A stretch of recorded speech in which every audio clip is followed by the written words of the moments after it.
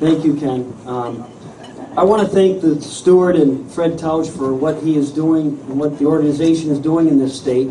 And I want to say that this is outstanding to see so many people, so much excitement.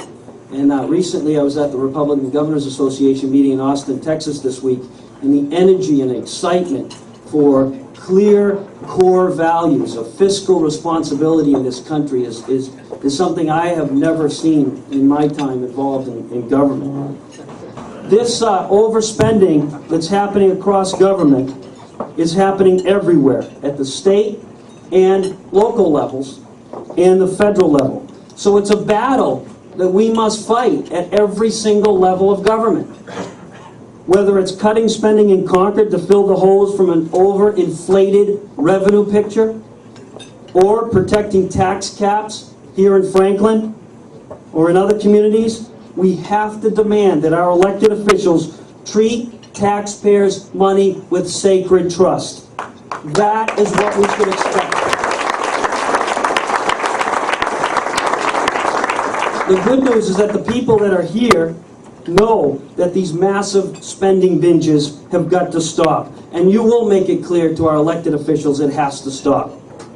Now, I just got back, as I said, from the Republican Governors Association meeting in Texas, where I was briefing governors on the devastating impact of the health care bill to state budgets.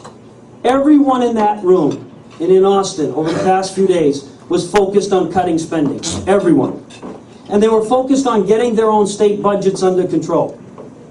And that's why it's such a shame to see so little effort being put forth by state leaders here in New Hampshire to get our budget under control.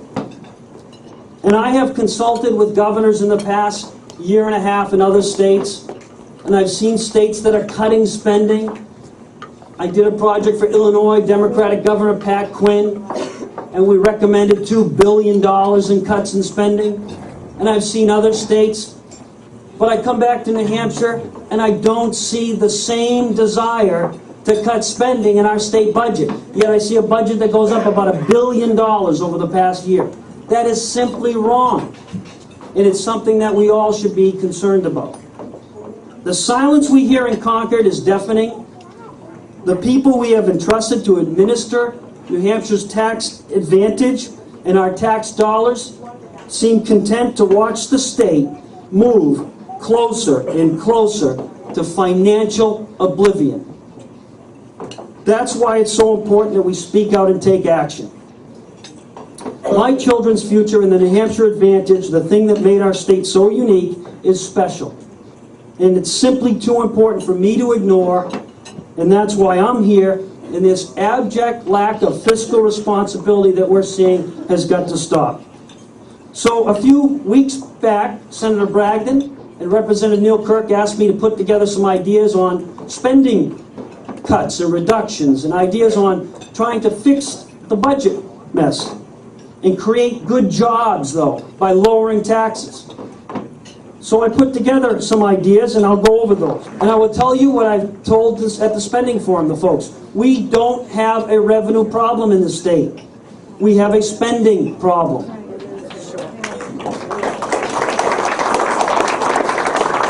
So what we need to do is make a commitment to running government the way other states and private businesses are doing. The lack of using best practices in this state in government is disappointing. Let me give you an example. Our state accounting system requires COBOL programmers to use 1980s designed software.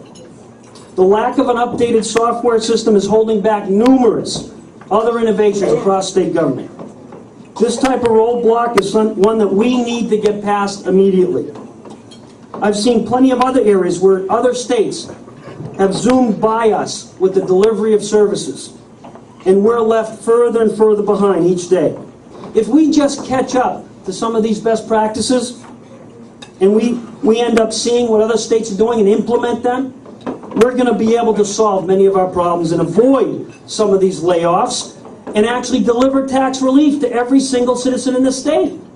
And that's what we should be focusing on. What I'd like to talk about is what we need are structural changes. We need to look at policy changes. and we need to look at efficiency changes. So if we take those three areas and we focus on those three areas, we can make such a great difference in this state and continue to enjoy, love, admire, and feel each and every day our New Hampshire advantage. So I would tell you that at the end of the day, there are many, many, many things we can do if we all work together. And it's not just an R, it's not just a D, it's not just an I. It's New Hampshire.